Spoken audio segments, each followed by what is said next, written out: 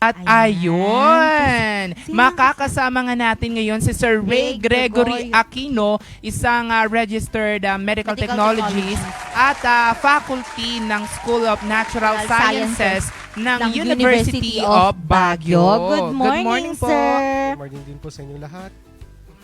Paano ba bumati ang isang medtech? Oo. Good morning po. Ganito lang po yung bati namin kasi sa laboratory kung kadalasan po eh. Good morning po, ma'am, sir. Ay, ganun po. Oo nga din naman. Medyo mahinhin kami eh. Good morning, ma'am, sir. Sir, Ganun oo, ng hinga ng injection malalim. Oo, hinga ng malalim. Blugsol agad eh. Hindi. Nung una kong naganon, talagang medyo namuti ako. Kinabahan ako ng bongga. Ako kahit ang lapad ng braso ko, madali nilang makuha yung sa may veins ko. Veins! Ang aga! Pa-veins! Oh, totoo. Sanay na. And speaking of Miss Angelica, kasi ngayon, medyo tumataas raw yung needs ng mga blood dito sa Baguio City. Alam mo kasi, hindi lamang kasi yung mga Baguio residents yung nangangailangan dito ng dugo. Yung ibang mga pasyente coming from nearby provinces like for example, Pangasinan, La Union, and perhaps Tarlac pa nga, umaakyat dito ng Baguio para magkaroon ng dugo. And speaking of, ayun, makakausap nga natin si Sir Ray Gregory to talk more about this, yung pangangailangan sa dugo. Kumusta ba yung ating mga donation, mga blood donation drive na ginagawa ngayon, sir? Sa pagkakalam ko po, okay naman yung mga blood donation drives natin eh. I believe yung pinakahuli po na blood donation drive, marami naman pong nakolekta according dun sa mga sources na nabasa ko po. Kaya mukhang okay naman. Kaso nga lang meron pa rin po yung mga kailangan po na mga tinatawag natin na blood components. Kumbaga tulad ng platelets, no? Okay? Lalong-lalo na ngayon kasi tumataas po yung mga kaso natin ng dengue o baka kailangan po rin kasi nun. Oo. Before that po, alamin naman po natin kung ano po yung mga different types ng blood type. Okay. Ano po yun? Sige, kung pag-uusapan po natin yung mga iba't ibang klase ng blood type, anong gusto natin pag-usapan? Dugo ng tao, dugo ng hayop? Dugo ng tao na lang dun po ba? muna. Ay, Oo. nagtuturo din sila ng Oo. Oh, hindi. Hanggang tao lang. Hanggang tao lang. Oo, iba na yun. Oo, tao lang tayo. Ano na yun, sa mga betmed na yun. Kaso kung pag-usapan po natin yung iba't ibang klase ng dugo, no? Para sa atin, no? So, kung pag-uusapan natin yan, medyo malaliman na usapan. Kaso nga lang, let's delve in na lang po siguro sa mga simple lang. Kumbaga nung ABO type, no? Meron tayong type O, type A, type B, at saka AB, no? Yung pinaka-common sa mga yan po is yung type O na dugo. Okay? Yan po yung pinaka-common. Tulad ko po, no? Type O po ako. Okay, tapos kapag sa type A at saka type B naman, although yes, mas marami sila kaysa sa AB, okay, nasasapawan pa rin po kasi sila ng bilang pagdating sa type O. Okay, but still, important po kasi yan. Kung sakali man na magdo-donate po ako ng dugo, hindi ko po pwedeng ibigay yung buong dugo ko sa isang type A o kaya sa type B. Kaya nanghihingi po tayo ng mga blood donors na type A at saka type B para dun sa may same na blood type rin po na yon. Ganon din po sa may type AB rin po. Oo. So medyo malaliman talaga yung usapan na po yun, ma'am sir. Oo. Nabanggit na nga natin yung mga blood types natin. Ewan ko kung ano ako magpapacheck yata. Hindi mo pa alam? Hindi. Totoo. Baka pag na-hospital na lang ako, doon ko pa Oo, malalaman. ako type Pero B baka ako naman. Type B. Type B ka? Oo, type B.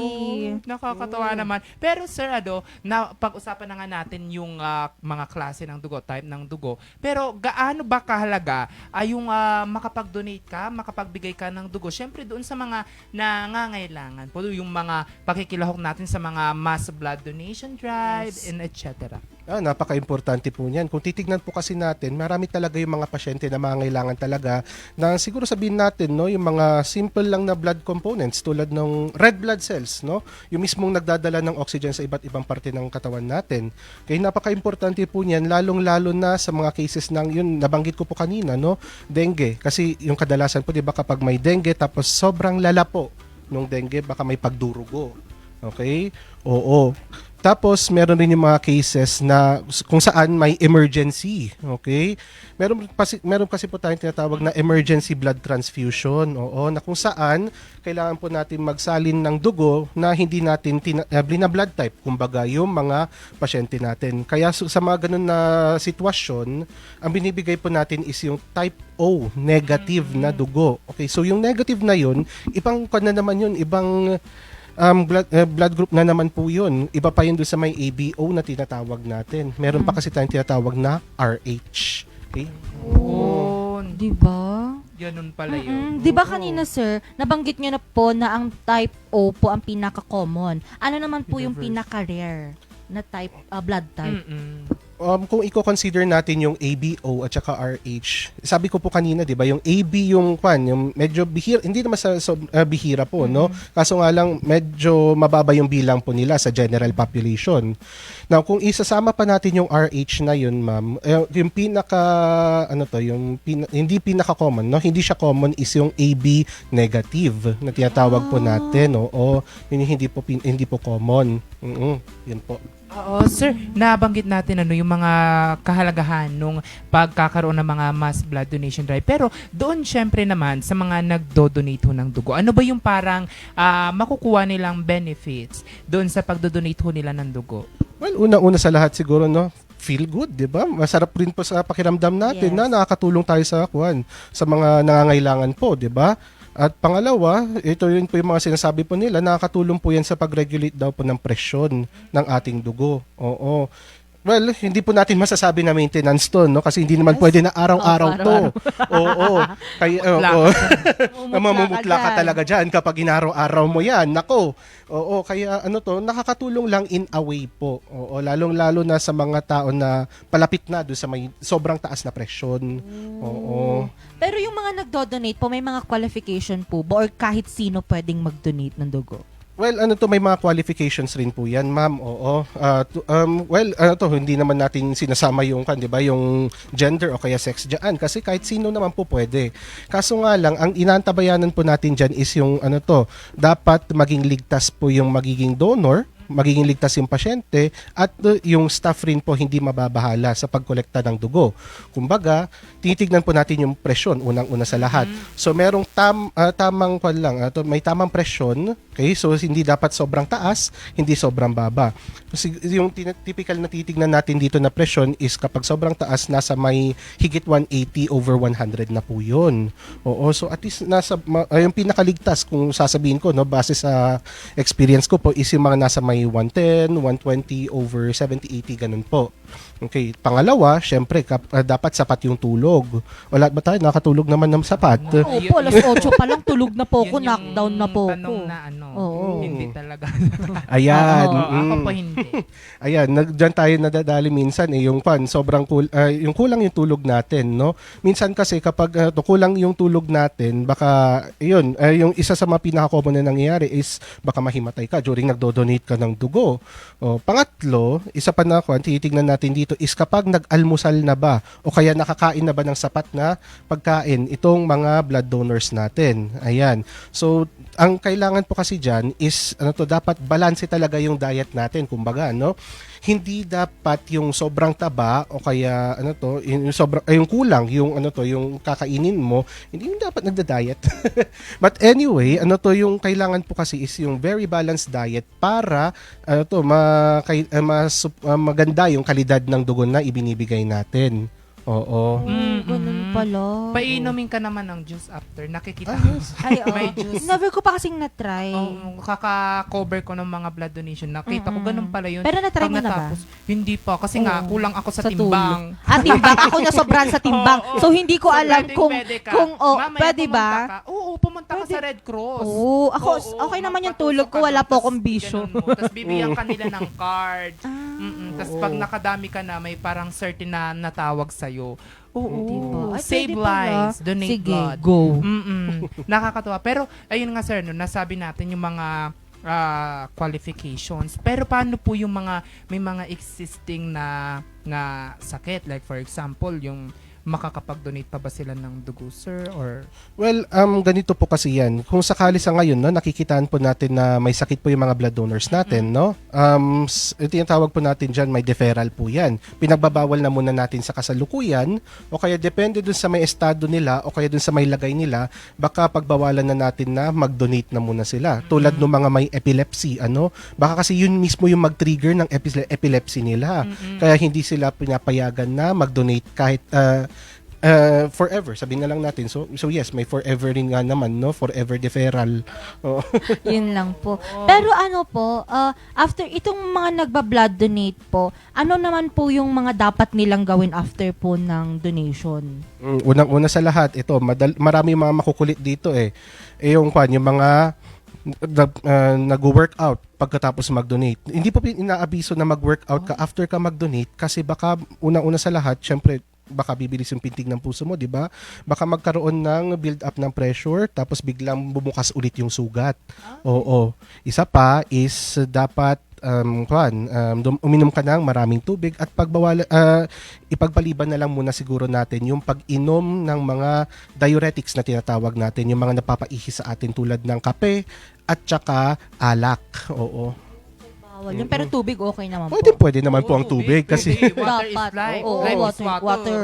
yun po yung the best talaga na magpapahydrate sa katawan natin. Oo. Pero bakit pinapainom, sir, ng juice pagkatapos? Kailangan ba ng parang sugar boost?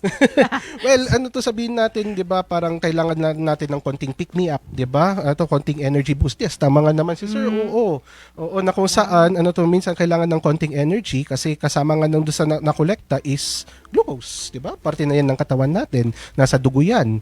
Oo, kaya kailangan ng konting pick me up rin, oo. Ayun po, Kaya di ba? masayo yung juice nila doon. Tapos minsan may mga teddy bear pa. Parang alam mo hindi ka naman nag-donate. Sabi ko sa'yo, lagi akong suki ako ng mga mass donation. Ako na lang po ang blood iinom ng drive. juice nyo para sa inyo. Ganun ba yung ginagawa mo? Oo, minsan nga hingi na sana ako. Oo. Sabi ka muna, kulang nga ako sa timba. Ayun po. Oo, dapat kumain pa ako ng madami. Pero sir, paano daw po yung may mga tattoo naman? Oo, paano pag bago yung kakagawa lang po? Pwede po bang mag-donate na sila ng dugo po? O kung kadadaan nyo lang kay Wang Od nung kahapon, hindi mo na pwede sa ngayon. Oo. Kaso kapag kapag lumagpas na ng 1 taon yung pagpapatato natin, no, pagpapabatok, okay naman na po. Basta nakita natin na ligtas naman yung may bibigay natin na dugo. Tulad ko po, nito. May tattoo rin po ako niyan. Ayun. Scorpion. Pwede pa Oo. sa- Scorpion. Oo, kaso nga lang, nakuha ko to nung bago ako mag-board exam. Yes. Ay, tagal. Oo, kaya tagal na noon, 2021. Oo, 'di ba? So, syempre ngayon, pwede na.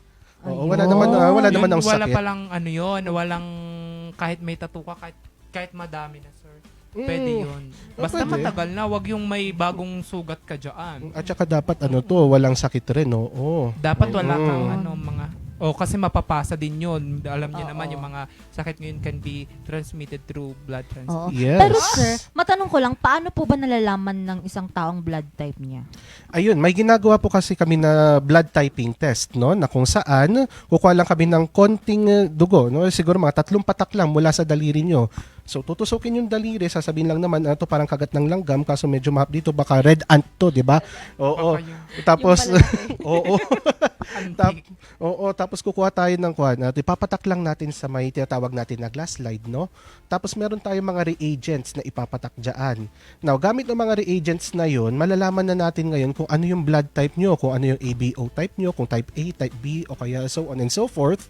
Tapos meron rin po tayong anti-D na tinatawag natin para ma-determine natin yung RH factor natin. Kung RH positive ba tayo o kaya RH negative. Oo. Ay, Diyan ko nakakatawa. po nalaman kung ano yung blood type ko kasi yung grade 11, ganun na process po yung paggawa, yung ginawa. Oo. Akala ko nasama ka doon sa Ay, hindi. mga friends mo na medtech na nangangailangan ng kunan ng Ay, dugo. hindi. Ganun yun sa Ganun yung ginawa namin ng grade 11 doon ko din nalaman. Mabuti na wala akong masyadong friend na Mga nasa medical. Oo, laboratory kasi- science. Oo, Yung mga ikaw ang friends ko kasi pagpapraktisan. Polsci. Ikaw ang Mga pagpapraktisan. friends ko kasi Oo. Polsci. Diba? Oo, Pero yung yun. dugo, parang Parang ang dali namang humingi lang ng dugo ngayon. Di ba? Tuturukin ka lang.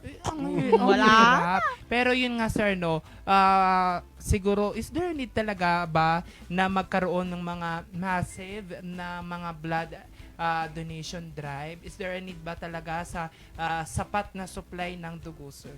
Yes, kailangan po talaga yan. Kasi syempre, unang-una sa lahat, wala naman tayong pagkukuhanan ng dugo ng tao, kundi sa atin mismo na kapwa-tao rin lang po. Okay? So, tapos, meron pa yung mga iba na natatakot talagang magbigay ng dugo kasi nga dahil sa may gawa ng, ayun, unang-una sa lahat, masakit yung pagtusok, di ba? O malaki yung needle. Kaso nga lang, okay, kailangan talaga yun para ma-maintain po natin yung mga stocks natin ng dugo. Oo, kasi yun nga, gaya ng sinabi niyo po kanina, nagkakaubusan. Oo, kaya kailangan rin natin ma-replenish yan. Oo, kailangan natin maibalik yung stocks natin ng dugo para may maibigay rin tayo sa may mga kailangan pa. Oo, sabi nga nila, donate blood, save lives. Yes. Yun yung mantra lagi. Oo din. Pero ano po ba, kapag po ba, ang tawag dito, kapag po ba may maibibigay na dugo, kailangan agad-agarin din yung pagtanggap din ng dugo? What do you mean, ma'am? Saan ba Pa-clarify. siya na ipoproceed? Oo. May mga blood banks po ba tayo, sir? Na doon ipaprocess para mahiwalay yung mga blood components? Kasi yes. hindi naman yung parang dugo talaga yung need yung mga blood components. Oo, meron po talaga may mga screening tests pa yun na ginagawa. Tinitignan muna kung kung may mga sakit ba na pwedeng ipasa sa mga pasyente.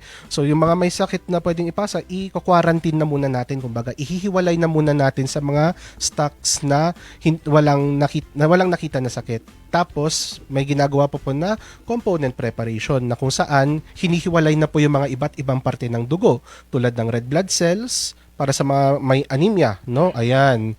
Oo. Tapos, meron pa yung mga plasma na tinatawag natin sa mga case na may malubha yung infection nila in the case of sepsis, no? Tapos, yung platelets in the form of platelet concentrate. No? Yung platelets na yan, kailangan po lalo kapag sobrang baba na talaga ng bilang ng platelets sa katawan, lalong-lalo na sa mga cases ng dengue. Ayun po. Ayun, sir. Now that we have replenished, yung Yes. parang mga kaalaman din natin sa pagkakaroon nga ng ganitong mga blood donation drive. Sir, ano ba yung mensahe natin, syempre, doon sa mga gusto ring mag-donate at syempre doon sa mga saan ba sila pwedeng pumunta at ano yung mensahe natin sa kanila? Tayo po. Well, dumulog lang po tayo sa may pinakamalapit na Red Cross natin o kaya kung sakali mang may blood drives tayo sa barangay natin, no? Common naman po yan dito sa Baguio. Pwede po tayong dumulog sa mga mobile blood drives na hinahandle rin po ng ng Red Cross. Kaya meron rin po tayo mga blood donation drives na ginagawa rin po sa mga schools. Tulad po sa amin sa UB, no? Nagkakaroon po kami ng Dugong Baguio, okay? Every semester po yan, no? Ayan po. So, pwede po tayong pumunta sa mga blood donations, mga blood banks natin, sa hospital, sa Red Cross, sa mga blood drives, at saka kung saan man merong blood drives po. At ayun na, mga ka-MB, siguraduhin sapat ang iyong tulog at may kain ka dahil hindi naman birong magpasa ka ng dugo, di ba? Isang din yun, isang bag din yun. Pero mare-replenish nga yun. Parang fresh ka na pagkatapos. Hindi lang. Nakapag-save ka pa ng lives. Yes. Di ba? Tatlo. Ang laking Tatlo yun, yun. win-win situation yun kung totoosin. Sir, kapag gusto nilang magkaroon ng community-driven blood mass donation, pwede po ba nila kayong kontakin yung mga estudyante nyo, sir, to conduct those, sir? Well, nasa may organization na yan kung sino mag-handle po niyan. Oo. So, yes, may mga contacts rin naman po. Tapos magtatawag po kami through social media naman po yung ginagawa namin na pagtatawag ng mga blood donors, no? Yan po yung madalas yun naman po yung trend ngayon, di ba? Kasi marami naman gumagamit ng Facebook ngayon. So, may makakita rin na may mga blood drives near you. Ganun po. So, yan, diba? abang-abang lang kayo mga ka-MB para matikman nyo rin yung juice nila doon. Oo, di ba? Tsaka mabibigyan ka ng teddy Bentang-benta ka bear. dun. Kasi minsan yung mga medtech, very ma-effort sa mga ganyan. Siyempre, ko ba naman maghanap ka ng 5, di ba? So, dapat may pakonsela. Ayan. Pakonsela. Oo, Oo. siyempre, pang sugar boost. Oo, ayun. Siyempre, mga ka-MB, tandaan na napakahalaga ho ng dugo. nagkukulang tayo sa supply dahil napakataas ho ng demand. Hindi lamang kasi mga Baguio residents yung nangangailangan nito, maging yung mga nearby provinces din natin. Lalo tumataas, may mga clustering ng cases ng dengue sa Baguio City. Oo, ayun. Ingat-ingat Sir, po tayo. Baka may gusto po kayong batiin. Batiin. Ganyan. I-shout out. Samahan, si Dean. Shoutout po sa to sa mga katrabaho ko po dun sa may School of Natural Sciences sa may University of Baguio, and also shoutout rin po kay Mrs. ko, Miss Criza Marie Marzan, at saka sa mga magulang ko po, and to everyone na nakakakilala po sa akin. Hello po sa inyong lahat and good morning. Ayan. Shoutout O, sa diba? inyo. Mas lalong maraming ngayon Maraming nakilala kay magdodonate sir. ng dugo. Oo, kasi ang dami nilang Dami nalaman palang kay kakilala sir. ni sir. Maraming na. Oo, ang dami, diba? Sa lahat. Mm. Oo, mga Blood test 32,000 sila. Oo. Pag dilagdat ka, bloods test mo. Muna. Oo. Hindi Baka na may pa yun, kung ano, hindi na baka may kung tagamot. ano ng, Oo. na sumasama sa dugo mo. Ayun, may mga friends kang medtech. Pag nilagnat ka more than 3 days, magpa-blood test ka. Magpa-blood test ka sa kanila. Tingnan nila, itetest nila yun. Ito-test nila yun. Nakakatuwa. Dapat pala mga medtech din yung mga friends ko. Oo. Nasama ako sa Ponsa. Parang maganda yung may ganun, no? Na Oo. friends. Si Valeria, madaming friends yan na medtech. Sinisipon na kukuha na mo ako dugo. Oo, Parang ganun. 3 days na to kasi. Oo, 3 Tapos days medyo nanghina na yung Oo, katawan ko. oo. Blood Blood Tusok test, ka tusok dyan. agad. Doktor muna. Ay, doktor muna. Dapat ano, Oo. syempre magpa-check up ka na. Magpa-check up. Oo. Hindi Oo, pwedeng tas agad-agad ano, eh. Sabi nung doktor, magpa-blood Magpa-blood- test ka. doon ka lang. Doon ka Oo. lang. Punta ka Hindi lang sa porket may kaibigan something mo. kang iniintay, blood Ay, test pero- ka. Mamumutla 3 ka days. agad. Eh, hindi naman, konti lang naman yun. Konti lang. Oo, mga isang ano lang, ganito lang Hindi, kami. pero pag, di ba meron yung iba na siya shock? Oh, Oo, kasi ba't Wala na. ba't kasi biglang ganun? Dapat dahan-dahan lang. Hinga ka kasi ng malalim. Oo. Yun naman yung tinuturo. Hinga ka ng malalim. Tutusok ko na po. Pero meron yung iba talaga. Na talagang itutusok lang. Like, kaya meron na yung time na ano na ang bigat naman ng kamay mo, ma'am. Oo, kaya Ganun nasakit lagi. ako nung first time Oo. kumagaan yung kamay, parang dumaan lang. Na, Diba? kung sino-sino Parang ang pang galing santo lang. yung natawag. Sorry po. At ayun nga, nakasama natin si Sir Ray Gregory Aquino, isang registered medical Medical technologist at technology. faculty ho ng School of Natural Sciences ng University Of of Baguio. Baguio. Shout out po dyan sa mga faculty and staff ng University of Baguio, SNS.